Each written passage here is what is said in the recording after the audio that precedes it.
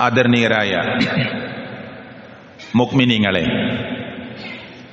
മുഅ്മിനാത്തുകളെ, അള്ളാഹുവിനെ സൂക്ഷിച്ച്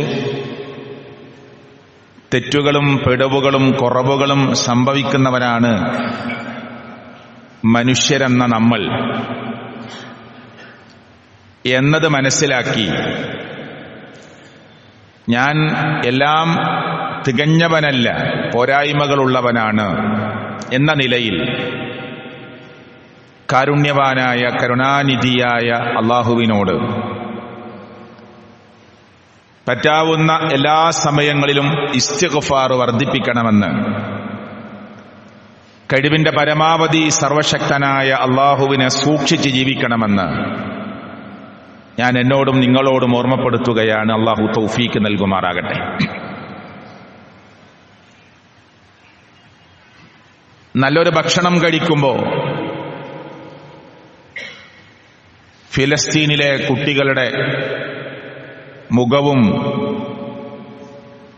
ഒരു നേരത്തെ ഭക്ഷണത്തിന് വേണ്ടി അവർ നിൽക്കുന്ന നീണ്ട നിരയും നമ്മുടെ മനസ്സിലേക്ക് അറിയാതെ കടന്നു വരുന്നു. വരണം, നാം ഓർക്കണം. ഖുതുബയിൽ ഞാൻ എന്നോടും നിങ്ങളോടും ഒരു ചോദ്യം ചോദിക്കുകയാണ്. ഇന്ന് സുബഹിക്ക് ജമാഅത്ത് കഴിഞ്ഞ് നമ്മുടെ പ്രശ്നങ്ങൾ അള്ളാഹുവിന്റെ മുമ്പിൽ വച്ചപ്പോ ആ ഫലസ്തീനിലെ മക്കൾക്ക് വേണ്ടി നാം പ്രാർത്ഥിച്ചു. കവലയിലും അങ്ങാടികളിലും പീഡികത്തിണ്ടയിലും ആളുകൾ ഒരുമിച്ച് കൂടുന്ന സ്ഥലങ്ങളിലുമെല്ലാം വല്ലാത്ത അവസ്ഥയായി പോയി എന്ന ചർച്ചയിൽ പലപ്പോഴും എല്ലാവരും പങ്കുചേരാറുണ്ട്. പക്ഷെ മനസ്സിന്റെ ഉള്ളിൽ നിന്ന് പ്രാർത്ഥനയാവണമെങ്കിൽ അത് ആത്മാർത്ഥതയുണ്ടാവണമല്ലോ.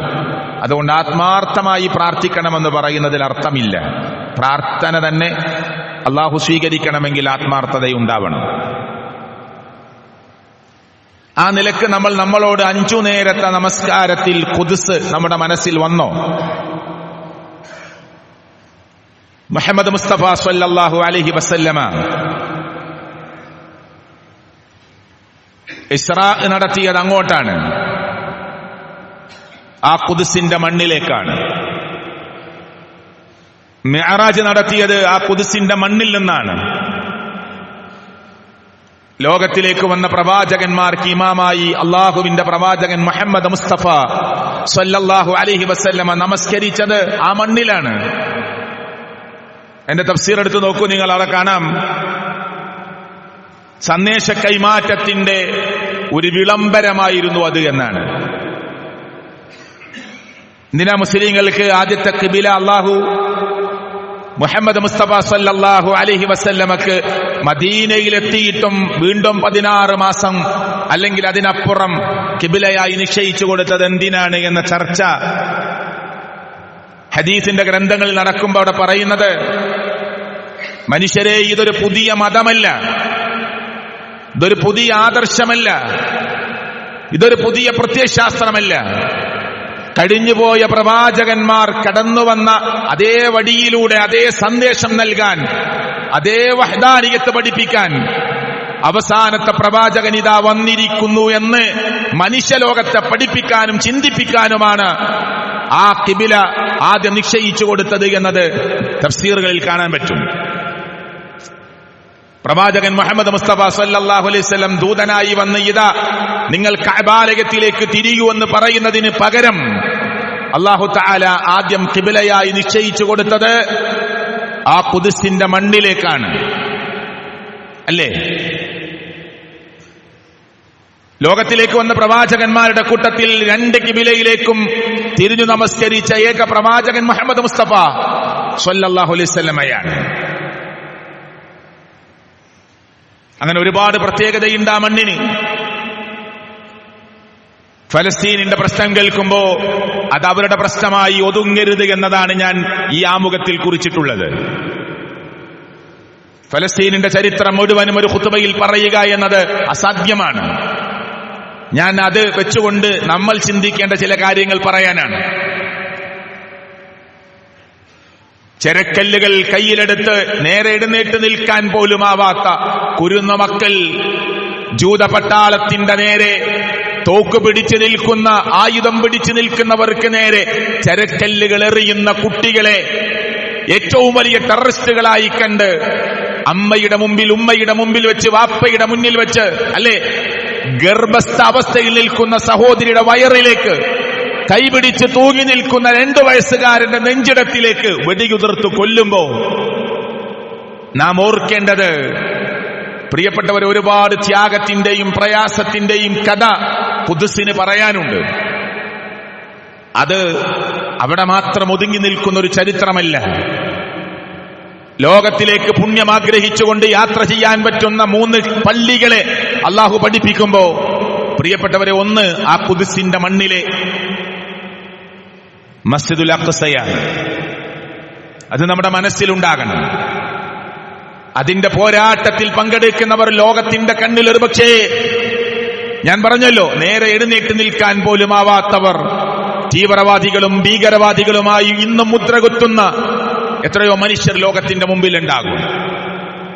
നമ്മൾ മനസ്സിലാക്കുക, അള്ളാഹുവിന്റെ പ്രവാചകൻ സല്ലല്ലാഹു അലൈഹി വസല്ലമയുടെ ചെറുതും വലുതുമായ യുദ്ധ നീക്കങ്ങളെ എണ്ണുമ്പോൾ 81 നീക്കങ്ങളെ കാണാം.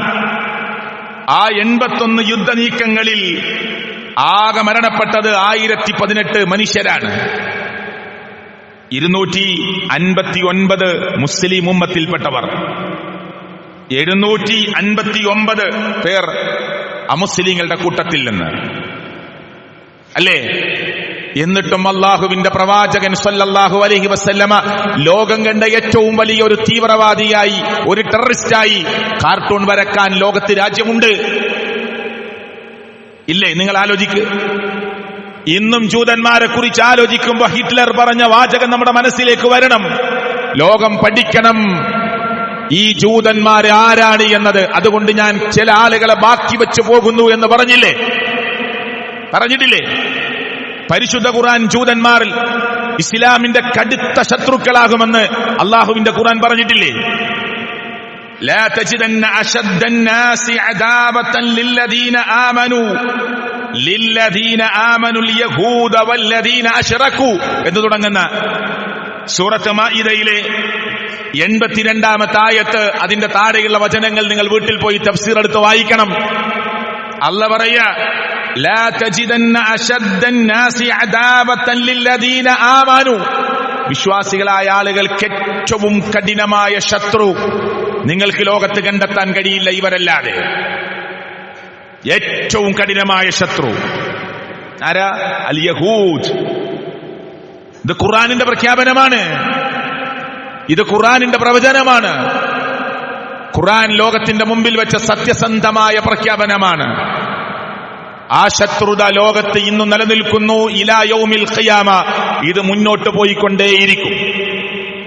പക്ഷെ നമ്മുടെ മനസ്സിൽ ലോകത്തിന്റെ മുന്നിലേക്ക് കടന്നു വന്ന പ്രവാചകന്മാരുടെ ചരിത്രങ്ങൾ ഓർമ്മ വരണം. അവർ അല്ലാഹുവിൽ തവക്കുൽ ചെയ്തത് നമ്മുടെ മനസ്സിലേക്ക് വരണം.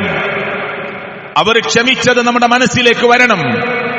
പ്രതീക്ഷ കൈവിടാതെ ലോകത്തിന്റെ രക്ഷിതാവായ അള്ളാഹുവിന്റെ മുമ്പിലേക്ക് അവിടെ കണ്ണുകൾ നനഞ്ഞ്, ചുണ്ടുകൾ വിതുമ്പി, തൊണ്ട ഗദ്ഗതമായി, കരങ്ങൾ ഉയർന്ന് ലോകത്തിന്റെ രക്ഷിതാവായ റബ്ബിന്റെ മുമ്പിലേക്ക് അവർ പ്രതീക്ഷയോടുകൂടി പ്രാർത്ഥിച്ചത് നമ്മുടെ മനസ്സിൽ ഓർമ്മ വരണം. അത് നമ്മൾ നിർവഹിക്കുന്നുണ്ടോ എന്നതാണ് ഞാൻ ഈ ഖുത്ബയിൽ ഒന്നാമത്തെ കാര്യമായി ചോദിച്ചത്. ഹൃദയം തട്ടി നാം അള്ളാഹുവിനോട് പറഞ്ഞു. റഷ്യൻ വിപ്ലവത്തെടുത്ത് നോക്ക്, 1 കോടി മനുഷ്യന്മാരാ മരിച്ചു വീണത്. എന്നിട്ട് ലോകം അത് ചർച്ച ചെയ്യുന്നുണ്ടോ? ലോകമഹായുദ്ധങ്ങളുടെ കണക്കെടുത്ത് നോക്ക് നിങ്ങള്.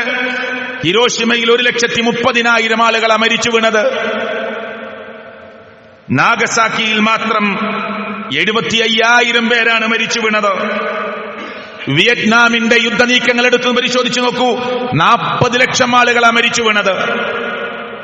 എന്നിട്ട് ലോകമഹായുദ്ധത്തിലേക്ക് അണുബോംബ് വർഷിപ്പിക്കാൻ വേണ്ടി പ്രയത്നിച്ചവരോ അധ്വാനിച്ചവരോ അതിന്റെ പിന്നിൽ പ്രവർത്തിച്ച കുബുദ്ധികളോ അതിന്റെ വാഹകരോ ലോകത്ത് ഏതെങ്കിലും ഒരു തീവ്രവാദിയുടെ ലിസ്റ്റിൽ കടന്നു വരുന്നുണ്ടോ? ഇന്നും ജനിച്ചു വീഴുന്ന കുഞ്ഞുങ്ങൾക്ക് അംഗവൈകല്യമുണ്ടാ നാട്ടിൽ. ഓട്ടിസ്റ്റിക്കളായി, മെന്റലി റിട്ടാർഡായി, അതേ പ്രിയപ്പെട്ടവരെ, അംഗവൈകല്യം സംഭവിച്ചവരായി, ശാരീരികമായ വൈകല്യങ്ങൾ സംഭവിച്ചവരായി അവിടെ ധാരാളം മക്കൾ പിറന്നു വീടുന്നു. അന്ന് വർഷിപ്പിച്ച അണുബോംബിന്റെ തിക്തഫലമാണ് എന്ന് ചരിത്രം രേഖപ്പെടുത്തുന്നു. എന്നിട്ട് തീവ്രവാദികളുടെയും ഭീകരവാദികളുടെയും ലിസ്റ്റിലേക്ക് അവരെ കൊണ്ടുവരാൻ ലോകത്ത് ആരൊക്കെ പരിശ്രമിച്ചിട്ടുണ്ട്? എവിടെയെങ്കിലും ചർച്ചയുണ്ടാവാറുണ്ടോ? അതുകൊണ്ട് സഹോദരങ്ങളെ, ഞാൻ ഇങ്ങനൊരു ആമുഖം കുറിക്കാൻ കാരണം, ഇസ്ലാം തെളിഞ്ഞു നിൽക്കുന്ന മതമാണ്. ഇസ്ലാം അജയ്യമായ മതമാണ്. ഇത് അല്ലാഹുവിന്റെ ദീനാണ്. ഇന്ന ദീന ഇൻദല്ലാഹിൽ ഇസ്ലാം. ലോകരക്ഷിതാവായ റബ്ബിന്റെ അടുക്കൽ സ്വീകാര്യയോഗ്യമായ മതം അത് അല്ലാഹുവിന്റെ മതമാകുന്ന അൽ ഇസ്ലാമാണ്. അതുകൊണ്ട് എന്തിനാ അത് പറഞ്ഞത്? അതിനെ ശത്രുതയോടുകൂടി കാണാൻ ലോകത്താളുകൾ ഉണ്ടാകുമെന്നത് സർവശക്തനായ റബ്ബ് ഈ മത ആരുടേതാണോ അവനാണ് പറഞ്ഞത്. ആ വിശ്വാസം വെച്ചു പുലർത്തുന്നവരോട് അതിശക്തമായ ശത്രുത ആളുകൾക്കിടയിൽ ഉണ്ടാകുമെന്ന്. പക്ഷെ നമ്മൾ ഭയപ്പെടേണ്ടതില്ല. ഖുദ്സ് ചിരിക്കാതെ, ഖുദ്സിൽ അവിടുത്തെ ഏറ്റവും മനോഹരമായ പതാക ഉയരാതെ ലോകമൊരിക്കലും അവസാനിക്കില്ല. കളവ് പറയാത്ത പ്രവാചകൻ മുഹമ്മദ് മുസ്തഫ സല്ലല്ലാഹു അലൈഹി വസല്ലമയുടെ പ്രവചനമാണ്. ഖുദ്സ് ചിരിക്കാതെ ഇന്ന് വേദനിക്കുന്നു. തിരിച്ചങ്ങോട്ട് ഒരു കല്ലെടുക്കാൻ പോലും ശേഷിയില്ലാതെ അവർ അശക്തരായി അവിടെ മുന്നിൽ നിൽക്കുന്നു. പക്ഷേ നിങ്ങൾ ശ്രദ്ധിച്ചിട്ടുണ്ടോ? നമ്മുടെ നാട്ടിലേക്കുള്ള ദൂരമില്ലല്ലോ ഖുദ്സിന്റെ മണ്ണിൽ നിന്ന് ഇറാഖിലേക്ക്. എന്നിട്ട് ഒരു മഹാരഥനായ പണ്ഡിതനെ കുറിച്ച് നമുക്ക് ഓർമ്മയില്ലേ? ഇറാഖിന്റെ ബാഗ്ദാദിന്റെ മണ്ണ് ഉണ്ട്. തൗഹീദിനു വേണ്ടി കിതാബ് രചിച്ച, ചെറിയ സൂഫി ചിന്തകൾ ഉണ്ടെങ്കിലും തൗഹീദിന്റെ രംഗത്ത് വിട്ടുവീഴ്ചയില്ലാതെ പ്രവർത്തിച്ച മഹാരഥനായ ഒരു പണ്ഡിതനാണ് മുഹീദ്ദീൻ ഷെയ്ഖ് റഹ്മത്തുള്ളാഹി അലൈഹി. അല്ലേ? ഖുദ്സിന്റെ മണ്ണിൽ നിന്ന് ഹോസ്പിറ്റലിൽ കിടക്കുന്ന, കാലുമുറിഞ്ഞുപോയ, കയ്യറ്റുപോയ, ശരീരത്തിൽ നിന്ന് കൊടൽമാലകൾ വരെ പുറത്തേക്ക് ചാടി അവസാനം സംസാരിച്ചു കൊണ്ടിരിക്കുന്ന സ്ത്രീകളുടെ വാക്കുകൾ, കുട്ടികളുടെ അക്ഷരങ്ങൾ, അല്ലേ, അവിടുത്തെ പ്രായമുള്ള മനുഷ്യരുടെ വാചകങ്ങൾ നമ്മൾ സോഷ്യൽ മീഡിയയുടെ കേൾക്കുമ്പോ ലോകത്തിന്റെ രക്ഷിതാവായ റബ്ബിനെ വിട്ട് അവരാരെങ്കിലും ലോകത്തിലേതെങ്കിലും മഹാരഥന്മാരായ ആളുകളോട് ഏതെങ്കിലും അർത്ഥത്തിലുള്ള ഒരു സഹായതേട്ടം നടത്തുന്നത് നിങ്ങൾ ആരെങ്കിലും കണ്ടോ? ഉണ്ടോ? എവിടെ തെരഞ്ഞാലും കിട്ടുകയില്ല. ചെറിയ കുട്ടികളോട് ചോദിക്കുന്നു, ഈ ഖുദ്സ് വിട്ട് പൊയ്ക്കൂടെ മോളെ നിനക്ക്? 3 വയസ്സുള്ള മോളോട് വാപ്പ ചോദിക്കുക, നമുക്ക് പോവാം. ആ മോള് വരെ പറയുന്നു, നിങ്ങൾ കാണുന്നുണ്ടാവും അതൊക്കെ സോഷ്യൽ മീഡിയയിൽ. 5 വയസ്സുള്ള മോൻ പറയുന്നു, 8 വയസ്സുള്ള മക്കളെ പറയുന്നു. എന്താ പറയുന്നത്? 65,000-ത്തിലധികം ആളുകൾ കണക്കാണ്. അവരുടേതായ കണക്ക് മാത്രമാണ്. അതിനപ്പുറത്തേക്ക് ഞാൻ സംസാരിക്കുന്നില്ല. കണക്കനുസരിച്ചു മാത്രം 65,000-ത്തിലധികം ആളുകൾ മരിച്ചു വീണ അത് കണ്ട ഒരു ചെറിയ പ്രദേശമാണ് ഗസ. ആ ചെറിയ പ്രദേശത്ത് 65,000 ആളുകളുടെ മരിച്ചു വീണ മയ്യത്ത് കണ്ടിട്ട് 5 വയസ്സും 8 വയസ്സും 3 വയസ്സുമുള്ള മക്കളോട് പറയുന്നു, ഇവിടെ വിട്ട് പോകാം നമുക്ക് എന്ന് വാപ്പ പറയുമ്പോ, ഇല്ല വാപ്പ പോണ്ട, നമുക്ക് അങ്ങോട്ട് പോകാം ഇങ്ങോട്ട് പോകാം എന്ന് പറയുമ്പോ, വേണ്ട, നമ്മൾ ജനിച്ച നാട്ടിൽ നിൽക്കാൻ നമുക്ക്, അല്ലാഹു അക്ബർ, റബ്ബിന് വേണ്ടി നമുക്ക് മരിക്കാം വാപ്പ എന്ന് 3, 5, 7 വയസ്സുള്ള മക്കൾ വാപ്പയോട് വാപ്പ ആശ്വസിപ്പിക്കുമ്പോ ആ വാപ്പയുടെ കണ്ണീര് തുടച്ച്, സാരമില്ല ഉപ്പ, അള്ളാഹുവിന്റെ മാർഗത്തിലല്ലേ എന്ന് പറഞ്ഞ് ആശ്വസിപ്പിക്കുന്ന മക്കളെ കാണുന്ന മണ്ണ്. വിളിച്ചോവർ ഇറാഖിന്റെ ബാഗ്ദാദിൽ കിടക്കുന്ന ഷെയ്ഖ് മുഹീദ്ദീൻ റഹ്മത്തുള്ളാഹി അലൈഹി ഇല്ല. നിങ്ങൾ ശ്രദ്ധിച്ചോ? ഏതെങ്കിലും നബിമാരെ വിളിച്ചോ അവർ? ഏതെങ്കിലും ഷെയ്ഖുമാരെ വിളിച്ചോ അവർ? നമ്മുടെ നാട്ടിൽ മുസ്ലിം ഉമ്മത്ത് ചെറിയ പ്രശ്നങ്ങൾ വരുമ്പോ, ഒരു ഖുത്ബയിൽ ഞാനൊരു പണ്ഡിതന്മാരുടെ പേര് പരാമർശിക്കുക എന്നതൊന്നും ശരിയല്ല, ഞാനത് ഉദ്ദേശിക്കുന്നുമില്ല. പക്ഷെ നേർക്ക് നേരെ പറഞ്ഞു കൊടുക്കുന്നു, അള്ളാഹുവിന്റെ പ്രവാചകൻ മുഹമ്മദ് മുസ്തഫ സ്വല്ലല്ലാഹു അലൈഹി വസല്ലമയെ ഇടയാളനാക്കുകയല്ല നമ്മൾ വേണ്ടത്. നിങ്ങൾ കേട്ടിട്ടുണ്ടാവും ആ പ്രസംഗമൊക്കെ. നേരിട്ട് ചോദിച്ചോളൂ, ഒരു ഇടയാളനും ആവശ്യമില്ല. ആരോട്? മുഹീദ്ദീൻ ഷെയ്ഖിനോട്, CM മടവൂരിനോട്, മുഹമ്മദ് മുസ്തഫ സല്ലല്ലാഹു അലൈഹി വസല്ലമയോട് ഒരു ഇടയാളനും വേണ്ട.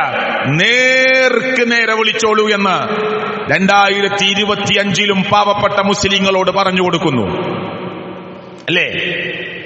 ഒരു പാവപ്പെട്ട മനുഷ്യൻ ഒരു പണ്ഡിതനോട് ചോദിക്കുന്ന ചോദ്യം എന്താ അറിയോ? ഒരു മുഖാമുഖത്തിന്റെ വേദിയിൽ ഞാനിത് പറയുന്നത് സങ്കടത്തോടു കൂടിയാണ്. ആ ഖുദ്സിന്റെ മണ്ണിലേക്ക് തിരിഞ്ഞു നോക്കുമ്പോ വീണ് കിടക്കുന്ന മക്കള് ഒരു കെട്ടിടം അതാ മിസൈലിട്ട് തകർക്കുന്നു. അവിടെ ഒരുപാട് മനുഷ്യരുണ്ട് എന്നറിഞ്ഞ് ഓടി വരുന്നു അടുത്തുള്ള ആളുകളൊക്കെ രക്ഷാപ്രവർത്തനത്തിന്. ഏതാനും മിനിറ്റുകൾ കഴിഞ്ഞാൽ അടുത്ത മിസൈൽ വരുന്നു. അതിനെക്കുറിച്ച് ചോദിക്കുമ്പോൾ അവർ പറയുന്നു, രക്ഷാപ്രവർത്തനത്തിന് വേണ്ടി വരുന്ന ആളുകൾ വരാനുള്ള ഗ്യാപ്പാണ് ഞങ്ങൾ കൊടുത്തത്. അടുത്ത മിസൈൽ രക്ഷാപ്രവർത്തനത്തിന് വേണ്ടി വരുന്നവരെ തകർക്കാനുള്ളതാണ്. അത് കണ്ടിട്ടും അവിടെ മനസ്സ് തകരുന്നില്ല. അവർ അല്ലാഹുവിൽ തവക്കുൽ ചെയ്യുന്നു, അവർ അല്ലാഹുവിൽ വരമേൽപ്പിക്കുന്നു. ലോകത്തിന്റെ രക്ഷിതാവായ റബ്ബിനോട് മാത്രം അവർ പ്രാർത്ഥിച്ചുകൊണ്ടിരിക്കുന്നു. അല്ലേ പ്രിയപ്പെട്ടവരെ? ഞാൻ എന്തിനാ പറഞ്ഞറിയോ? ഒരു പണ്ഡിതനോട് ചോദിക്കുകയാണ് ഒരു സാധാരണക്കാരൻ, ഞാനൊരു അപകടത്തിൽ പെട്ട് ഞാൻ റോഡിലേക്ക് വീണ് എന്റെ തല ഒരു എഡ്ജിലടിച്ച് എനിക്കുറപ്പായി ഞാൻ മരിക്കുമെന്ന്, ചോര എന്റെ ശരീരത്തിൽ നിന്ന് വാർന്നൊലിക്കുന്നു, ഞാൻ മരിക്കുകയാണ് എന്ന് എനിക്ക് തോന്നുന്നു. അപ്പൊ ഞാൻ ബദരീങ്ങളെ എന്നെ കാക്കണേ എന്ന് ഞാൻ വിളിച്ചാൽ എന്റെ അവസ്ഥ എന്തായിരിക്കും? കസേരയിലിരിക്കുന്ന പണ്ഡിതൻ എഴുന്നേറ്റ് മൈക്ക് പോയിന്റിലേക്ക് മറുപടി പറയാൻ വന്നിട്ട് പറഞ്ഞു, ആ ചോദ്യം തന്നെയാണ് കറക്റ്റ്, ആ വിളി തന്നെയാണ് കറക്റ്റ്, അങ്ങനെ തന്നെ വിളിക്കണം. ആ വിളിയിലൂടെ അങ്ങനെ വിളിച്ച് നീ മരിച്ചാൽ നമുക്കാർക്കും കേൾക്കാൻ കഴിയില്ലെങ്കിലും ആ ബദരീങ്ങളെ എന്ന് വിളിച്ച് നീ മരിക്കുമ്പോ അവരുടെ കറാമത്ത് കൊണ്ട് നിന്നെ ലാ ഇലാഹ ഇല്ലല്ലാഹ് അല്ലാഹു ചെല്ലിപ്പിക്കുമെന്നതാണ് ഉത്തരമായി പറഞ്ഞു കൊടുക്കുന്നത്. സുഹൃത്തുക്കളെ, ഞാനിത് പറയുന്നത് ഈ പള്ളിയിൽ യാത്രക്കിടയിൽ കയറി വന്ന ഏതെങ്കിലും ഒരു സഹോദരന് ആദർശം മനസ്സിലാക്കാത്ത ഒരാളുണ്ടെങ്കിൽ, പ്രിയപ്പെട്ടവരെ, നമ്മൾ ഏത് പ്രദേശത്തുള്ളവനാകട്ടെ, ഏത് യാത്രക്കിടയിലുള്ളവനാവട്ടെ, അള്ളാഹുവിന്റെ പരലോകത്ത് നമ്മൾ ചെന്നു നിൽക്കേണ്ടവരാണ്. അല്ലേ? അവിടെ തൗഹീദില്ലാത്തവർ രക്ഷപ്പെടാൻ പറ്റാത്ത റബ്ബിന്റെ നീതിപൂർവമായ കോടതിയിൽ ചെന്നു നിൽക്കേണ്ടവരാണ് നമ്മൾ. സർവശക്തനായ അള്ളാഹു നമ്മെ കാത്തിരക്ഷിക്കുമാറാകട്ടെ. അതുകൊണ്ട് സഹോദരങ്ങളെ, ആ മണ്ണിന്റെ ചരിത്രത്തിലേക്ക് എന്നെ വീണ്ടും മടങ്ങിയാൽ ഞാൻ പറയുന്നത്, അള്ളാഹുവിന്റെ പ്രവാചകൻ സല്ലല്ലാഹു അലൈഹി വസല്ലമ റോം ടീമിന് സഹായം നമ്മൾ കൂടെ നിൽക്കേണ്ടത്, പ്രാർത്ഥന കൊണ്ട് കൂടെ നിൽക്കേണ്ടത് റോമിന്റെ കൂടെയാണ്. പേർഷ്യയും റോമും. ഒരു കാലത്ത് അമേരിക്ക, റഷ്യ എന്നൊക്കെ പറഞ്ഞ പോലെ അന്നത്തെ കാലത്ത് ഏറ്റവും വലിയ ശക്തികളാണ് പേർഷ്യയും റോം. അത് തമ്മിൽ യുദ്ധം നടക്കുമ്പോ അള്ളാഹുവിന്റെ പ്രവാചകൻ സല്ലല്ലാഹു അലൈഹി വസല്ലമ ക്രിസ്ത്യാനികളായ റോമിന്റെ കൂടെ നമ്മൾ നിലയുറപ്പിക്കുന്നു എന്ന് പറഞ്ഞു, ഇല്ലേ? എന്നിട്ട് റോം പരാജയപ്പെട്ടു. ആ സമയത്ത് പരിഹസിച്ചു. ചരിത്രത്തിൽ കാണാം, അബൂബക്കർ സിദ്ദീഖ് റളിയല്ലാഹുമായിട്ട് അവിടുത്തെ ചില മുനാഫിക്കുകളുടെ നേതാക്കന്മാർ പന്തയം വെക്കാൻ 100 ഒട്ടകത്തിന്, ഏത് അല്ലാഹു തആല വരും വർഷങ്ങളിൽ നിങ്ങൾ റോം വിജയിച്ചു വരുന്നത് കാണുമെന്ന് പറഞ്ഞ ആയത്തിറക്കി.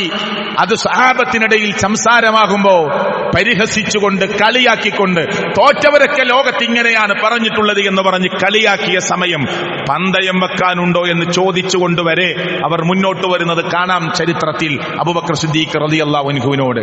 ഇല്ലേ? അവിടെ നമ്മുടെ മനസ്സുണ്ടാകണം. അതേ അള്ളയാണ് പറഞ്ഞത് ഖുദ്സ് ചിരിക്കുമെന്ന്. അതേ മുഹമ്മദ് മുസ്തഫ സല്ലല്ലാഹു അലൈഹി വസല്ലം അള്ളാന്റെ വഹയി പ്രകാരമാണ് നമ്മളോട് പറഞ്ഞത് ഖുദ്സ് ചിരിക്കുമെന്ന്. അന്ന് റോം മുത്ത റസൂൽ സല്ലല്ലാഹു അലൈഹി വസല്ലമയും സഹാബത്തും സപ്പോർട്ട് പറയുന്ന റോം തോറ്റുപോയി. പക്ഷെ ഖുർആൻ ആയത്തിറക്കി, ഗലിബത്തിർ റൂം ഫീ അദ്നൽ അർളി വഹും മിൻ ബഅദി ഗലബിഹിം സയഗ്ലിബൂൻ. എവിടെ? എത്ര കൊല്ലം കൊണ്ടാ? ഫീ ബിൽഇ സിനീൻ. അവിടെ ബിൽഇ എന്ന അറബി പ്രയോഗത്തിന് 10 താഴെ വരുന്ന വർഷം എന്നാണ്. അതുകൊണ്ടാണ് അബൂബക്കർ സിദ്ദീഖ് റളിയല്ലാഹു വെറ്റടിക്കാൻ വന്ന ആളോട് പറഞ്ഞത്, 9 വർഷത്തിനുള്ളിൽ തിരിച്ചു വരുന്നത് കാണും നീ എന്ന് അദ്ദേഹത്തോട് പറയുന്നത്. അത് അറബികൾക്കറിയാം ആ പ്രയോഗത്തിന്റെ അർത്ഥം. തിരിച്ചു വന്നില്ലേ? വൻ ശക്തിയായി. അന്ന് പ്രിയപ്പെട്ടവരെ, ജൂതന്മാർ പേർഷ്യക്കാരുടെ കൂടെയാണ് നിന്നത്. എന്നാൽ രണ്ടാമത് തിരിച്ചടിക്കുമ്പോ റോം സൈന്യത്തിന്റെ കൂടെ അള്ളാഹുവിന്റെ പ്രവാചകൻ സല്ലല്ലാഹു അലൈഹി വസല്ലമയും സഹാബത്തിന്റെയും ഒക്കെ സപ്പോർട്ട് ഇവർക്കാകുമ്പോ ജൂതന്മാരും റോമിന്റെ കൂടെയാണ് നിന്നത്. കാരണം കഴിഞ്ഞ പ്രാവശ്യം പേർഷ്യക്കാർ വിജയം കൈവരിച്ചിട്ട് അവർ വിചാരിച്ചതുപോലെ ഖുദ്സിന്റെ മണ്ണിൽ അവർക്കൊന്നും പ്രത്യേകം ഇടം കൊടുത്തില്ല. അതുകൊണ്ട് ഇനി റോമിന്റെ കൂടെ കൂടാം, ക്രിസ്ത്യാനികളുടെ കൂടെ കൂടാം എന്ന നിലക്ക് അവർ അവരുടെ സഹകരണം അവർക്ക് പ്രഖ്യാപിച്ചു. പക്ഷെ റോം വിജയിച്ചടക്കി അവരെ ഖുദ്സിന്റെ മണ്ണിൽ നിന്ന് ക്രിസ്ത്യൻ വിഭാഗങ്ങൾ, ജൂതലോബികളെ ആട്ടിയോടിച്ചു. അതാ ചരിത്രം, ആട്ടിയോടിച്ചു. കാരണം അത്ര ക്രൂരത ഇവർ ക്രൈസ്തവരോട് ചെയ്തു കൂട്ടിയിരുന്നു. അതുകൊണ്ട് അവർക്ക് അവിടെ ഇടം കൊടുത്തില്ല. ഞാനിത് പറഞ്ഞത് പ്രിയപ്പെട്ടവരെ, ഈ മൂസാ നബി അലൈഹിസ്സലാത്തു വസ്സലാമിന്റെയും ഖിളറിന്റെയും ചരിത്രം വായിക്കുമ്പോ മൂസാ നബിയുടെ കൂടെ ഒരു ഭൃത്യനുണ്ടായിരുന്നു. അതാരാ? തഫ്സീറുകൾ ചർച്ച ചെയ്യുന്ന പേര് യൂഷ അലൈഹിസ്സലാത്തു വസ്സലാം എന്നാണ്. അതെ, ഖുദ്സിന്റെ മണ്ണിലേക്ക് അല്ലാഹു തആല അതിന്റെ വിജയത്തിന് വേണ്ടി പറഞ്ഞേക്കുന്നത് യൂഷ അലൈഹിസ്സലാത്തു വസ്സലാമിനെയാണ്. അത് പല പ്രാവശ്യങ്ങളായി തകർക്കപ്പെട്ടു. യൂഷ അലൈഹിസ്സലാത്തു വസ്സലാം അങ്ങോട്ട് കടന്നു ചെല്ലുന്നത് ചരിത്രത്തിൽ കാണാൻ പറ്റും. അങ്ങനെ യൂഷ അലൈഹിസ്സലാത്തു വസ്സലാം ആ യുദ്ധ നീക്കങ്ങൾക്ക് വേണ്ടി അങ്ങോട്ട് കടന്നു ചെല്ലുമ്പോ വെള്ളിയാഴ്ച ദിവസമാണ് പ്രിയപ്പെട്ടവരെ യുദ്ധ നീക്കം ആരംഭം കുറിക്കുന്നത്. അതുകൊണ്ട് യൂഷ അലൈഹിസ്സലാത്തു വസ്സലാം അവരോട് വെള്ളിയാഴ്ച ദിവസമാണ്, മഗ്രിബ് കഴിഞ്ഞാൽ പിന്നീട് യുദ്ധവുമായി മുന്നോട്ട് രാത്രി യുദ്ധം അവർക്കിടയിലില്ല. പിറ്റേ ദിവസം യഹൂദികൾക്ക് സബ്താണ്, അന്ന് മുന്നോട്ട് പോവാനും പറ്റുകയില്ല. അതുകൊണ്ട് യൂഷ അലൈഹിസ്സലാത്തു വസ്സലാമിന്റെ ചരിത്രത്തിൽ ബുഖാരി ഉദ്ധരിക്കുന്ന സ്വഹീഹായ ഹദീസിൽ തന്നെ കാണാം, യൂഷ സൂര്യനെ നോക്കി പറയുന്നുണ്ട്, ഇന്നകി മഅ്മൂറ വഅന മഅ്മൂറുൻ. അല്ലേ? സ്വഹീഹായ ഹദീസിൽ കാണാം, സൂര്യനെ നോക്കി പറയുകയാണ്, അള്ളാഹു ഏൽപ്പിച്ച ഉത്തരവാദിത്തമാണ് നീ നിർവഹിക്കുന്നത്, ഞാനും അതേ ഉത്തരവാദിത്തം അള്ളാഹുവിന് വേണ്ടി നിർവഹിക്കുന്ന ആളാണ്. അതുകൊണ്ട് അസ്തമിക്കാതെ നിന്നുകൊണ്ട് അള്ളാഹുവിലേക്ക് പ്രാർത്ഥന ഉയർത്തുകയാണ്. ഇതാ ഇതിന്റെ വിജയത്തിന് വേണ്ടി മുന്നോട്ട് പോകണമെന്ന് യൂഷ അലൈഹിസ്സലാത്തു വസ്സലാം പറയുമ്പോ യുദ്ധത്തിന്റെ വിജയം കൈവരിക്കുന്നത് വരെ സൂര്യനസ്തമിക്കാതെ നിന്നത് മുസ്ലിം വിശ്വസിക്കുന്നുവെങ്കിൽ, അള്ളാഹുവിന്റെ പ്രവാചകൻ സല്ലല്ലാഹു അലൈഹി വസല്ലം ഹദീസിലൂടെ പഠിപ്പിച്ചുവെങ്കിൽ, പ്രിയപ്പെട്ടവരെ, ഒരാൾക്കും തകർത്തെറിയാനാവാത്ത വിധം ഖുദ്സിന്റെ മണ്ണ് നാളെ ചിരിക്കുക തന്നെ ചെയ്യും. അള്ളാഹു അതിനുള്ള സൗഭാഗ്യം നൽകി അനുഗ്രഹിക്കുമാറാകട്ടെ. അല്ലേ? മൂസാ അലൈഹിസ്സലാത്തു വസ്സലാം, നിങ്ങൾ നോക്കൂ ചരിത്രത്തിൽ എത്ര വലിയ നന്ദികേടാണ്. ബനു ഇസ്രായീൽ എന്ന് പറയുന്ന ആ ടീമിന്റെ നന്ദികേട്, ഞാൻ അവിടേക്ക് പോകുന്നില്ല, ചരിത്രത്തിലേക്ക് പോകുന്നില്ല. ബനു ഇസ്രായീൽ എന്ന് പറഞ്ഞാൽ യാക്കൂബ് നബി അലൈഹിസ്സലാത്തു വസ്സലാമിന്റെ 12 മക്കളിലുള്ള ഗോത്രങ്ങളായി ആ ചരിത്രത്തെ നമ്മളെല്ലാവരും, ആ യൂസഫ് നബിയുടെയും ഇസ്ഹാഖ് അലൈഹിസ്സലാത്തു വസ്സലാമിന്റെയും യാക്കൂബ് അലൈഹിസ്സലാത്തു വസ്സലാമിന്റെയും ഒക്കെ ചരിത്രങ്ങൾ വായിക്കുമ്പോ അവിടുത്തെ 2 മക്കളിൽ ഒരു മക്കളിലൂടെ കൈവരിഞ്ഞു വരുന്ന അല്ലെങ്കിൽ തിരിഞ്ഞു വരുന്ന ഗോത്രങ്ങളെ ഞാനും നിങ്ങളും ഈ ചരിത്രത്തിൽ ഓർക്കുന്നുണ്ട്. ഞാൻ അങ്ങോട്ട് ഇപ്പൊ പോകുന്നില്ല. ഞാൻ പറയുന്നത്, ആ നിലക്ക് ചരിത്രങ്ങൾ എവിടെ പരിശോധിച്ചാലും അള്ളാഹുവിൽ തവക്കുൽ ചെയ്ത ഒരു ടീമിന് അള്ളാഹു വിജയം കൊടുക്കുന്നു. പക്ഷെ ചില ആളുകൾ വിജയം നേർക്ക് നേരെ കണ്ടാലും നന്ദി കാണിക്കുകയില്ല. മൂസാ അലൈഹിസ്സലാത്തു വസ്സലാമിന്റെ ആ നദിയുടെ മുന്നിൽ വന്ന് നിൽക്കുന്നത്, നദി 2ആയി പിളരുന്നത്, അവരിക്കരയിലെത്തുന്നത് എല്ലാം കണ്ടിട്ടും അല്ലാഹു തആല ഖുദ്സിന്റെ മണ്ണിലേക്ക് നീങ്ങാൻ പറയുമ്പോ മടിച്ചു നിൽക്കുന്ന ഒരു ടീമിനെയാണ് നമ്മൾ കണ്ടത്. ആ വലിയൊരു ടീമിൽ നിന്ന് വെറും 2 മനുഷ്യരാ മൂസാ നബി അലൈഹിസ്സലാത്തു വസ്സലാമിന്റെ കൂടെ പോവാൻ റെഡിയായത്. അല്ലാഹ് 40 വർഷം വിലക്കേർപ്പെടുത്തി. ആ വിലക്ക് ആർക്കുകൂടി ബാധകമായി? മൂസാ അലൈഹിസ്സലാത്തു വസ്സലാമിന് കൂടി ബാധകമായി. ചരിത്രത്തിന്റെ അവിടെയും ഇവിടെയും പറയുമ്പോ, ഒരുപക്ഷെ കോർവയില്ലാതെ പറയുമ്പോ ചരിത്രത്തിൽ ഒരുപാട് വശങ്ങൾ പറയാനുണ്ട്. മൂസാ അലൈഹിസ്സലാത്തു വസ്സലാം ആ വിലക്കിൽ അദ്ദേഹം നിർബന്ധിതനായി. അള്ളാഹുവിന്റെ വിലക്കാണ് 40 വർഷം. ആ സമയമാണ് അവർ മരുഭൂമിയിലൂടെ അലഞ്ഞു തിരിഞ്ഞ് നടക്കുന്നത്. അവസാനം മൂസാ അലൈഹിസ്സലാത്തു വസ്സലാം 120ാമത്തെ വയസ്സിൽ ഒരു കല്ലെടുത്തെറിഞ്ഞാൽ കാണുന്ന ദൂരം അതേ ബൈത്തുൽ മുഖദ്ദസ് നിൽക്കുന്ന തൊട്ടടുത്ത പ്രദേശത്തേക്ക് ഒരു മലയുടെ ഒരു കുന്നിന്റെ ചെരുവിലേക്ക് മുകളിലേക്ക് പോകാൻ അള്ളാഹുവിനോട് അനുവാദം ചോദിക്കുന്നതും അള്ളാഹു തആല അനുവാദം കൊടുക്കുന്നതും അവിടെ വെച്ച് മരണപ്പെടുന്നതുമൊക്കെ ചരിത്രത്തിൽ എനിക്കും നിങ്ങൾക്കും വായിക്കാൻ പറ്റും. ഹദീസുകൾ വെച്ചുകൊണ്ട് തന്നെ ആ ചരിത്രത്തെ വിശദീകരിക്കാനും വിവരിക്കാനും പറ്റും. ഞാൻ പറയുന്നത് മഹാനായ മൂസാ നബി അലൈഹിസ്സലാത്തു വസ്സലാമിന്റെ കൂടെ നിന്ന ടീം എല്ലാം കണ്ട് ഒരു അത്ഭുതകരമായ ഈ രംഗം കണ്ടിട്ടും പിന്നെയും അള്ളാഹുവിനെ നിഷേധിക്കുന്ന, പടച്ചവനോട് ധിക്കാരത്തിന്റെ വർത്തമാനം പറയുന്ന ഒരു ടീമായിട്ടാണ് എനിക്കും നിങ്ങൾക്കും കാണാൻ പറ്റുന്നത്. പക്ഷേ അള്ളാഹു തആല മൂസാ അലൈഹിസ്സലാത്തു വസ്സലാമിന്റെ പിറകിൽ വരുന്ന ഫിർഔനും ടീമും ഉണ്ടല്ലോ പ്രിയപ്പെട്ടവരെ. ചരിത്രത്തിന്റെ ഒരു കോർവ കിട്ടാൻ വേണ്ടി പറയാണ്. ഫിർഔൻ എന്ന് പറയുന്ന ആ മനുഷ്യന്റെ കിങ്കരന്മാർ, ഒപ്പമുള്ള കിങ്കരന്മാർ ആയുധങ്ങളുമായി കടന്നു വരുമ്പോ ദാ നമ്മളെ ഇപ്പൊ പിടികൂടുമെന്ന് പറയുമ്പോ എന്റെ റബ്ബുണ്ട് എന്റെ കൂടെ, എനിക്ക് മാർഗം കാണിച്ചു തരാനെന്ന് പറഞ്ഞ് അല്ലെ തന്റെ അനുയായികളെ ഉറപ്പിച്ചു നിർത്തുന്ന അതേ അള്ളാഹുവിന്റെ നിർദ്ദേശപ്രകാരം ബാക്കിയുള്ള സംഭവങ്ങളെല്ലാം നടക്കുന്നത് നോക്കൂ നിങ്ങൾ. അള്ളാഹുവിന്റെ സഹായം അവിടെ ഉണ്ടാവുകയാണ്. ആ മൂസാ നബിക്ക് വഴി കാണിച്ചു കൊടുത്ത റബ്ബ് ഇന്നുമുണ്ട്. ആ മൂസാ നബിക്ക് വഴി കാണിച്ചു കൊടുത്ത റബ്ബ് ഇന്നുമുണ്ട്. ആ ഓർമ്മയാണ് നമ്മുടെ മനസ്സിലേക്ക് വരേണ്ടത് എന്നതാണ് ഞാൻ സൂചിപ്പിച്ചത്. അള്ളാഹുവിന്റെ സഹായം നമുക്ക് കിട്ടാൻ സർവശക്തനായ റബ്ബിനോട് ഞാനും നിങ്ങളും പ്രാർത്ഥിക്കണം, അല്ലേ? ഇനി ഖുദ്സിന്റെ മണ്ണിലേക്ക് ഒരു ചരിത്രത്തിന്റെ വശം കൂടി ഞാൻ പറയട്ടെ. ജാലൂത്തിന്റെ ടീം വന്നുകൊണ്ട് ഖുദ്സിലെ അല്ലെങ്കിൽ ആ സുലൈമാൻ അലൈഹിസ്സലാത്തു വസ്സലാം, അതുപോലെ ദാവൂദ് അലൈഹിസ്സലാത്തു വസ്സലാമിന്റെ മോൻ സുലൈമാൻ അലൈഹിസ്സലാത്തു വസ്സലാം. ചരിത്രം ഇങ്ങനെ വരികയാണ്. ആരാ ഈ ഖുദ്സ് ഉണ്ടാക്കിയത്? ബൈത്തുൽ മുഖദ്ദസ് ഉണ്ടാക്കിയത് ആരാ? ലോകത്തിലെ ഒന്നാമത്തെ ഭവനം കഅബാലയം പണിതത്? ഇതിനൊക്കെ ഉത്തരത്തിൽ ചില പണ്ഡിതന്മാർ പറയുന്നത് അവിടെ പുതുക്കിയുള്ള ചില നിർമ്മാണ പ്രവർത്തനങ്ങൾ, ഉയർത്തിക്കൊണ്ടുള്ള ചില നിർമ്മാണ പ്രവർത്തനങ്ങളാണ് ദാവൂദ് അലൈഹിസ്സലാത്തു വസ്സലാമും സുലൈമാൻ അലൈഹിസ്സലാത്തു വസ്സലാമും എവിടെ? ഫിലിസ്തീനിൽ നടത്തി, ജെറൂസലേമിൽ നടത്തിയത്.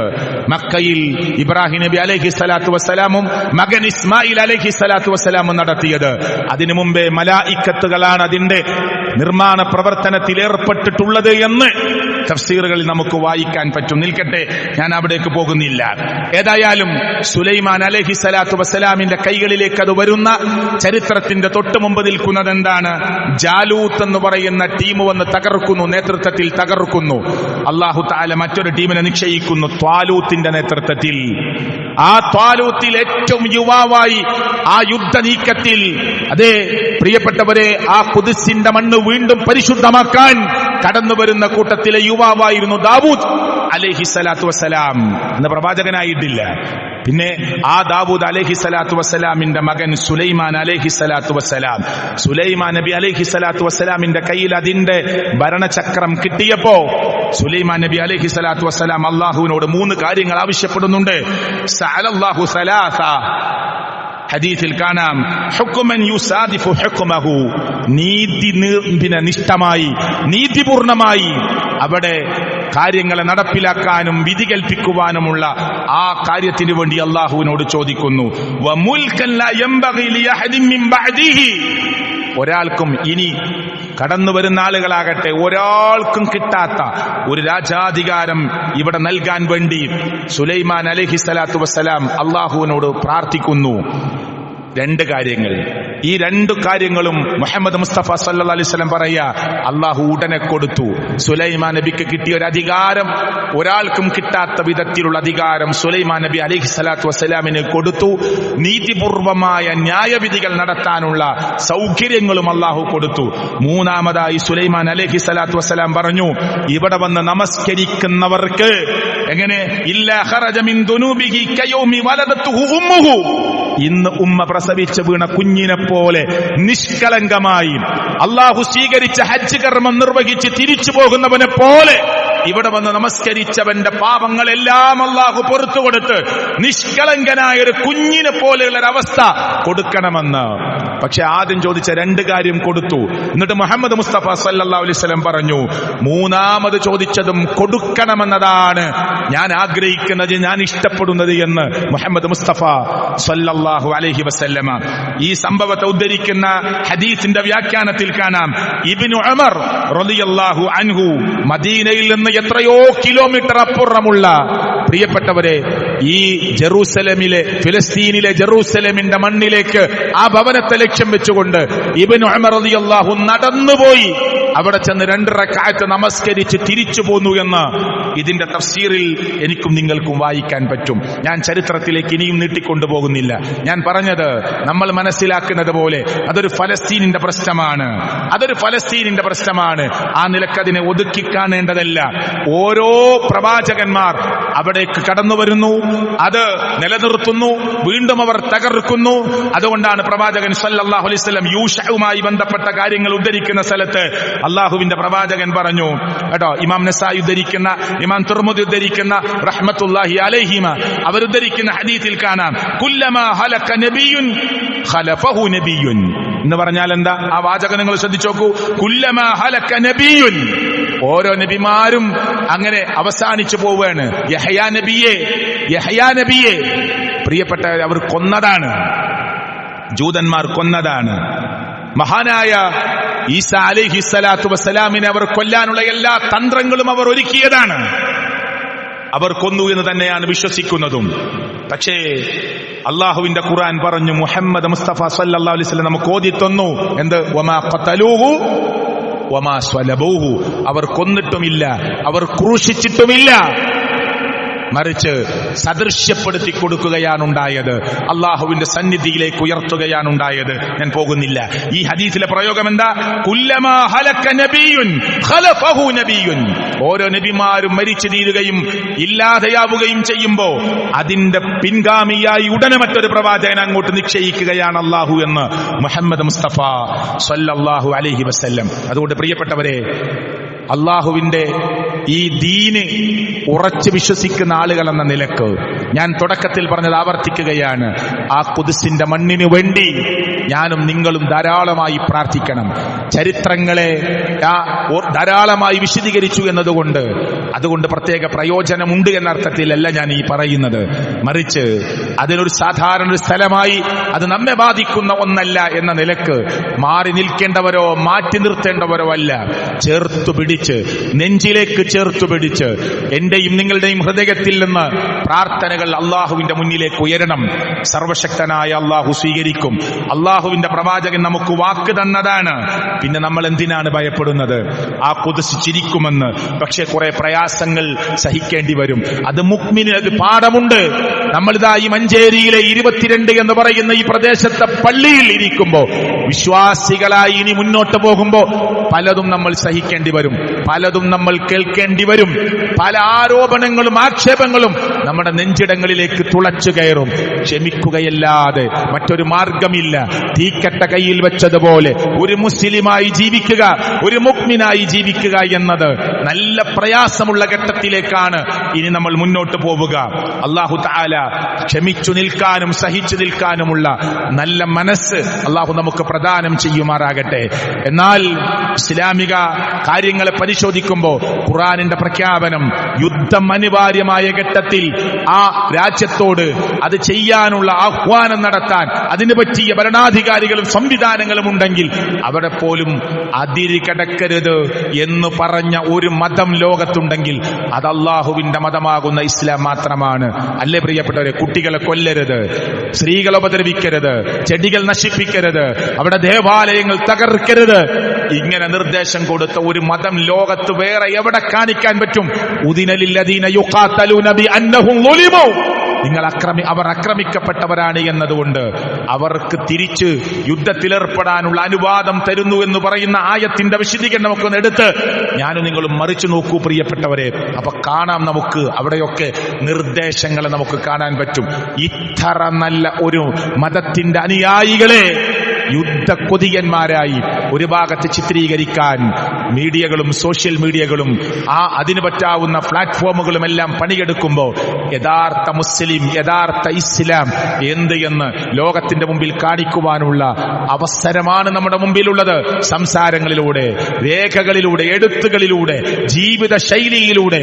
പ്രിയപ്പെട്ടവരെ, അതിലുപരി ലോകത്തിന്റെ രക്ഷിതാവായ റബ്ബിന്റെ മുമ്പിലേക്ക് കണ്ണു നനഞ്ഞ് ഞാനും നിങ്ങളും പ്രാർത്ഥിക്കുക.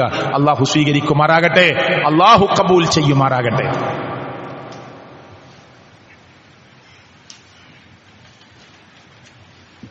അൽഹംദുലില്ലാഹ് വസ്സലാത്തു വസ്സലാമു അലാ റസൂലില്ലാഹി വഅലാ ആലിഹി വസഹ്ബിഹി അജ്മഈൻ. ഇത്തഖുല്ലാഹ്. അള്ളാഹുവിനെ സൂക്ഷിച്ച് ജീവിക്കണേ എന്ന് ഞാൻ എന്നോടും നിങ്ങളോടും ഒരിക്കൽ കൂടി ഓർമ്മപ്പെടുത്തുകയാണ്. മുഹമ്മദ് മുസ്തഫ സ്വല്ലല്ലാഹു അലൈഹി വസല്ലം നമ്മളോട് പറഞ്ഞു, പരീക്ഷണങ്ങൾ നമ്മുടെ മുമ്പിലേക്ക് ധാരാളമായി വരും. ഒന്നിന് പിറകെ ഒന്നായി, പല തരത്തിലായിരിക്കും. ഞാൻ വിശദീകരിക്കുന്നില്ല, സമയം വൈകി. ഒന്നിന് പിറകെ ഒന്നായി. മാ യസാലുൽ ബലാഉ ബിൽ മുഅ്മിനി വൽ മുഅ്മിന ഫി നഫ്സിഹി വവലദിഹി വമാലിഹി ഹത്താ യൽഖ അല്ലാഹ തആല വമാ അലൈഹി ഖതീഅ. അല്ലാഹു നമ്മെ കാത്തുരക്ഷിക്കുമാറാകട്ടെ. അള്ളാഹ്ക്ക് ഇഷ്ടപ്പെട്ട കൂടുതൽ പരീക്ഷിക്കും. സോഷ്യൽ മീഡിയ തുറന്നു നോക്കി നിങ്ങൾ. ഖുദ്സിന്റെ മണ്ണിൽ എന്താ നിങ്ങൾ അള്ളാഹ് കാണില്ലേ? ഇല്ലേ? മുസ്ലിങ്ങൾ വരെ അതങ്ങനെ കേട്ടിട്ട് എന്തൊക്കെ അർത്ഥത്തിലുള്ള കമന്റ്സാ പറയുന്നത്. കുട്ടികളെ കൊല്ലുന്നത് നിങ്ങളെ പടച്ചോൻ കാണില്ലേ? എവിടെ പോയിരിക്കുകയാണ് നിങ്ങൾ അള്ളാഹ് എന്നൊക്കെ ചോദിക്കുമ്പോ മുസ്ലിം നാമധാരികളായ ആളുകൾ തിരിച്ച് പ്രതികരിക്കുന്ന കമന്റ്സ് ഒക്കെ വായിച്ചാൽ ദീനുമായി യാതൊരു ബന്ധം അവർക്കില്ല എന്നാ തോന്നുന്നു. നമ്മളെ ഏതൊക്കെ നിലയിൽ അള്ളാഹു പരീക്ഷിക്കും. ഒരു മുഅ്മിനാണോ ഒരു മുഅ്മിനത്താണോ, പരീക്ഷണങ്ങൾ വന്നുകൊണ്ടേയിരിക്കും. അള്ളാഹ്ക്ക് ഇഷ്ടമില്ലാത്ത ടീമിന് വലിയ പരീക്ഷണമൊന്നും ഉണ്ടാവില്ല. ഇഷ്ടപ്പെട്ട ടീമിന്റെ മേൽ, ഇഷ്ടപ്പെട്ട വ്യക്തികളുടെ മേൽ പരീക്ഷണങ്ങൾ വർദ്ധിക്കും. അള്ളാഹ്ക്ക് ഏറ്റവും ഇഷ്ടപ്പെട്ടവരാ നബിമാര്. അവരെക്കാൾ ഇഷ്ടം നമ്മളോടില്ല. എന്നിട്ട് എല്ലാ നബിമാരും നേരെ മരിച്ചോ? ഇപ്പൊ ഞാൻ പറഞ്ഞില്ലേ, യഹ്യാ നബി അവർ കൊന്നതാണെന്ന് അല്ലേ? എത്ര ഉദാഹരണങ്ങളിലേക്ക് ഇനിയും പോവാനുണ്ട്. അള്ളാഹ് തെരഞ്ഞെടുത്ത ആകെ 1,00,000-ൽ പരം കോടിക്കണക്കിന് മനുഷ്യരാ ലോകത്ത് വന്നതും വരാനിരിക്കുന്നതും. അതിന് അള്ളാഹ് തെരഞ്ഞെടുത്ത 1,00,000-ൽ പരം നബിമാര്, അവര് പോലും നേരെ സാധാരണ മരണം കിട്ടാത്ത ആളുകളുണ്ട്. എന്തേ? അള്ളാഹ്ക്ക് സംരക്ഷിക്കാൻ കഴിയില്ലേ? അപ്പൊ അള്ളാഹ് കൂടുതൽ പരീക്ഷിക്കും. ഇബ്രാഹിം നബി അലൈഹി സ്വലാത്തു വസ്സലാമിനെ ഖലീലുള്ളാഹ് എന്നാ വിളിച്ച്. എന്നിട്ട് അള്ളാഹ് കടുത്ത പരീക്ഷണം കൊടുത്തില്ലേ? അതുകൊണ്ട് സഹോദരങ്ങളെ, പരീക്ഷണം വരുമ്പോ പടച്ചോൻ എന്നെ ഇഷ്ടപ്പെടുകയാണ്. ഞാൻ എന്ത് പ്രതികരിക്കും? ഞാൻ എങ്ങനെ ഇതിനോട് പ്രതികരിക്കും? എങ്ങനെ ഈ കാര്യത്തെ നോക്കിക്കാണും? എന്റെ ക്ഷമ എത്രത്തോളം ഉണ്ടാവും? ഞാൻ എന്തൊക്കെ പറയും?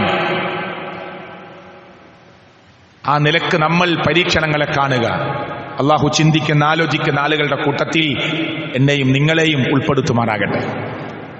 അള്ളാഹുവിന്റെ മാർഗത്തിൽ ശരീരം കൊണ്ട്, സമ്പത്ത് കൊണ്ട്, മനസ്സുകൊണ്ട്, സാന്നിധ്യം കൊണ്ട് എന്തൊക്കെ ചെയ്യാൻ പറ്റുമോ നമ്മൾ ചെയ്യാൻ. കാത്തിരിക്കാതെ. എത്രയോ നിരാലംബരായ മനുഷ്യരുണ്ട്, വേദനിക്കുന്നവരുണ്ട്, കഷ്ടപ്പെടുന്നവരുണ്ട്, വിധവകളുണ്ട്, അനാഥകളുണ്ട്. നമ്മളെയും അള്ളാഹ് പരീക്ഷിക്കും. ഫിലിസ്തീനിന്റെ മണ്ണിലേക്ക് ഒരുപക്ഷെ നമുക്ക് നേരെ ഒന്നും കൊടുക്കാൻ ചിലപ്പോൾ കഴിഞ്ഞില്ലെങ്കിലും പ്രാർത്ഥന ലോകത്തിന്റെ ഏതു ഭാഗത്തുനിന്ന് നമുക്ക് കൊടുക്കാൻ പറ്റും. അതിനും പിശുക്ക് കാണിക്കുന്നത് എന്തിനാണ് സഹോദരങ്ങളെ? അള്ളാഹു നമ്മെ പരീക്ഷണത്തിൽ നിന്ന് രക്ഷപ്പെടുത്തുമാറാകട്ടെ. ഇന്ന് നമ്മുടെ പള്ളിയിൽ ഒരു കലക്ഷൻ ഉണ്ട്. അത് പുഴക്കാട്ടിരി എന്ന് പറയുന്ന പ്രദേശത്തേക്കുള്ള കലക്ഷൻ. അവിടെ നമുക്കൊരു പള്ളിയുണ്ട്, മനോഹരമായൊരു ചെറിയ പള്ളി. പക്ഷെ ആ പള്ളിയുടെ അതിര് നമ്മളെ ചെറിയ സ്ഥലമായതുകൊണ്ട് ഒരു 8.25 സെന്റ് സ്ഥല, അതിൽ മുഴുവനായിട്ടും പള്ളിയാണ്. അതുകൊണ്ട് പള്ളിയുടെ പെർമിഷൻ റെഡിയായിട്ടില്ല. സ്ഥലം ഇനിയും 4 ഭാഗത്തും വേണം. അതുകൊണ്ട് സഹോദരങ്ങളെ, മദ്രസ ആ പള്ളിയുടെ മുകൾ ഭാഗത്ത് ജുമഅക്ക് പള്ളി ഫുള്ളാകുന്നു, എന്നാൽ മദ്രസ അതേ സ്ഥലത്ത് പള്ളിയിൽ തന്നെ നടത്തുന്നു. അതുകൊണ്ട് ഈ പ്രശ്നങ്ങളെല്ലാം മുന്നിൽ വെച്ചുകൊണ്ട് അതിന്റെ തൊട്ടു ചാരിക്കിടക്കുന്ന 29ഓളം സെന്റ് സ്ഥലം കൊടുക്കുന്നു എന്നറിഞ്ഞപ്പോൾ ഇനി ഭാവിയിൽ കിട്ടാൻ വേറൊരു സ്ഥലമില്ല എന്നത് മനസ്സിലാക്കി 4.5 ലക്ഷം ഒരു സെന്റിന് വില കൊടുത്ത് ആ സ്ഥലം അവർ വാങ്ങിയിരിക്കുകയാണ്. ആ സ്ഥലം പൂർത്തീകരിച്ച് പള്ളിയായി നമുക്ക് പെർമിഷൻ കിട്ടാനും പിന്നെ മദ്രസ സ്ഥാപിക്കാനും പാർക്കിംഗ് സൗകര്യത്തിനും എല്ലാറ്റിനും വേണ്ടി, പള്ളിക്കു വേണ്ടി, മദ്രസക്ക് വേണ്ടി ആ സ്ഥലത്ത് ഉപയോഗിക്കാൻ, അതിനുവേണ്ടി ആ നാട്ടുകാര് ഈ വലിയൊരു ഭീമമായ സംഖ്യ അവരെ കൊണ്ട് പറ്റുന്നതെല്ലാം എടുത്തതിന് ശേഷം നമ്മളോടും അവർ സഹായം ചോദിച്ചിരിക്കുകയാണ്. എല്ലാവരും കൊടുക്കണം. അതിന്റെ കലക്ഷനാണ്. പരമാവധി നല്ലൊരു സംഭാവന അതിലേക്ക് നിങ്ങൾ കൊടുക്കണമെന്ന് വിനീതമായി എല്ലാവരെയും ഓർമ്മപ്പെടുത്തുകയാണ്. അള്ളാഹു സ്വീകരിക്കുമാറാകട്ടെ. അള്ളാഹുവെ, ഞങ്ങളുടെ ജീവിതത്തിൽ സംഭവിച്ച എല്ലാ തെറ്റുകുറ്റങ്ങളും നീ പുറത്തു മാപ്പ് നൽകണേ അള്ളാഹുവെ, ഞങ്ങളുടെ മാതാപിതാക്കൾ ഞങ്ങളെ വിട്ടു പിരിഞ്ഞിട്ടുണ്ട്, അവർക്ക് ഖബറിടം വിശാലമാക്കി കൊടുക്കണേ അള്ളാഹുവെ, ഫലസ്തീനിന്റെ മണ്ണിൽ വേദനിക്കുന്ന ഞങ്ങളുടെ സഹോദരിമാർ, ഞങ്ങളുടെ കുട്ടികൾ, അള്ളാഹുവെ, ഞങ്ങളുടെ ജ്യേഷ്ഠാനികന്മാർ, അള്ളാഹുവെ, മുഅ്മിനീങ്ങളുടെ സഹോദര സഹോദരിമാർ, അള്ളാഹുവെ, അവർക്ക് നീ അവലംബം കൊടുക്കണേ അവർക്ക് നീ ആശ്രയം കൊടുക്കണേ ഒരു സ്വതന്ത്ര ഫലസ്തീൻ നൽകി അവരെ നീ അനുഗ്രഹിക്കണേ അള്ളാഹുവെ, നീ പവിത്രമായി പ്രഖ്യാപിച്ച ആ ഭവനത്തെ നീ കാത്തു സംരക്ഷിക്കാൻ ഇന്നത്തെ ലോകത്തെ തലമുറക്ക് അള്ളാഹുവെ നീ സൗകര്യമുണ്ടാക്കി കൊടുക്കണേ അള്ളാഹുവെ, നിന്റെ ദീനിനു വേണ്ടി അവിടെ ഒരുപാട് പ്രയാസങ്ങൾ ഏറ്റുവാങ്ങുകയും മരണപ്പെടുകയും അവർക്ക് നീ അള്ളാഹുവെ ശുഹദാക്കളുടെ പദവി നൽകി അനുഗ്രഹിക്കണേ അള്ളാഹു, ഒരു നേരത്തെ ഭക്ഷണത്തിന് വേണ്ടി ക്യൂ നിൽക്കുന്ന ആ മക്കൾക്ക് അള്ളാഹുവെ നീ ഉദ്ദേശിക്കുന്ന രൂപത്തിൽ അവരുടെ വിശപ്പ് മാറ്റാനുള്ള സൗകര്യം ഉണ്ടാക്കി കൊടുക്കണേ അള്ളാഹുവെ, ലോകത്തിന്റെ എവിടെ വെച്ചാണ് ഞങ്ങളുടെ മരണമെന്നറിയില്ല റബ്ബേ.